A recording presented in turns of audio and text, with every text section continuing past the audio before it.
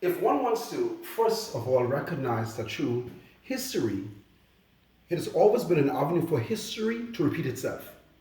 When you look at black countries throughout the world and study how things have been transpiring from nation to nation as they become independent, one would recognize that the colonial masters was always able to find ways and means to return to power.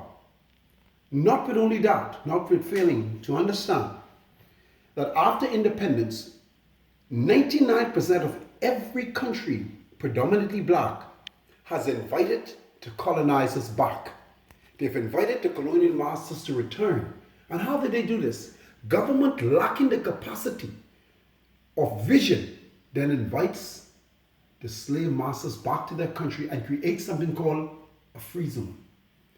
This free zone, once again, is the introduction of a new set of people to the plantation. Because these colonial masters now return to your country tax-free, they don't pay for anything. And this is the zone that most countries are now dealing with. As you go through the continent of Africa, from the Cape in South Africa to northern part of Africa, called Timbuktu, one would find that this is something that the neo-colonial masters is now introducing to Africa and to the Caribbean, predominantly black nations. And they are invited by political leaders.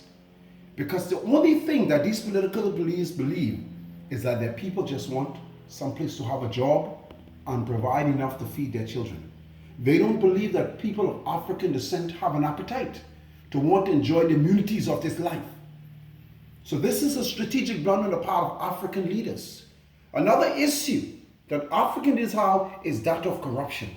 Corruption has come the indelible force and all in an inimitable style. We see all of these politicians to the vicissitudes of time. When they are elected to office, it appears as if they have won a lottery ticket to sudden wealth. 98% of our politicians cannot explain where their wealth come from.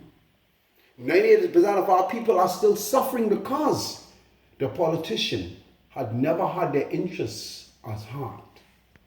And one needs to recognize this, and one needs to know this. Simple.